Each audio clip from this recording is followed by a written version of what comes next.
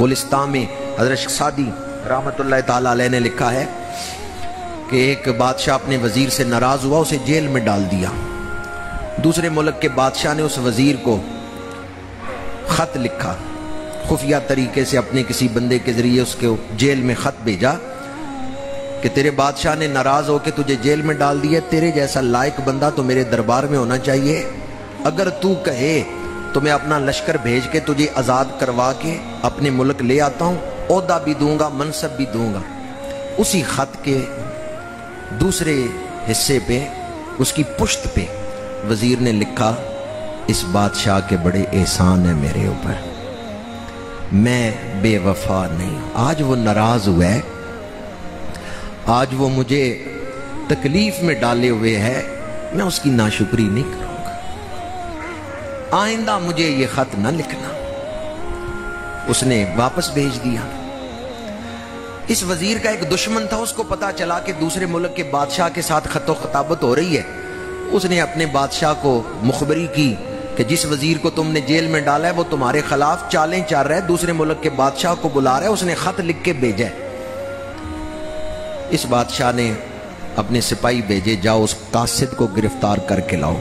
قاصد گرفتار ہو کے دربار میں آ گیا، خط بادشاہ کے سامنے ہے۔ بادشاہ کچھ اور سمجھ کے خط پڑھ رہا تھا، خط میں لکھا ہوا کچھ اور تھا۔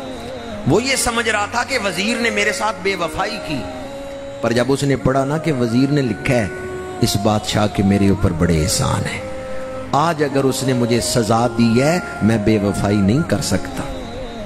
بادشاہ کی آنکھوں سے آنسو جاری ہو گئے۔ اس نے سپاہی بھیجے کا وزیر کو نکال کے لاؤ، پہلے سے اچھی مسند پہ بٹھایا، پہلے سے زیادہ انعامات دیے، کہا میں تیری وفا پہ راضی ہو گیا۔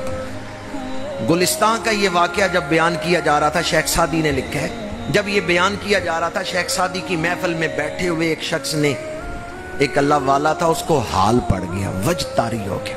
لوگوں نے کہا تمہیں کیا ہوا ہے؟ وہ تو کسی بادشاہ کی بات سنا رہے ہیں۔ اس نے کہا میرا دھیان اپنے بادشاہ کی طرف چلا گیا ہے۔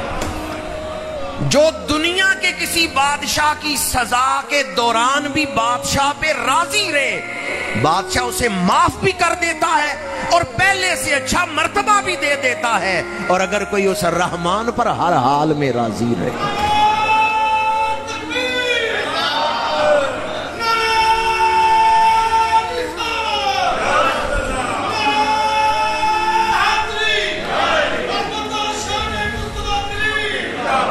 جیویں پیارا راضی ہووے مرضی ویک سجن دی، جے تو مرضی اپنی لوڑیں اے گل کدے نہیں بن۔ جنہ دکھاں وچ دل بر راضی سکھ انہاں تو وارے، دکھ قبول محمد بخشا راضی رہن پیارے۔ ردیت باللہ ربم و بالاسلام دینم و بسیدنا محمد نبیم و رسولا۔ اللہ جس حال میں رکھے ہم، اللہ جس حال میں رکھے ہم، لعلہم یرجعون، جو اللہ کی طرف رجوع کرتا ہے اللہ اسے محروم نہیں کرتا۔ اللہ میں استقامت عطا فرمائے۔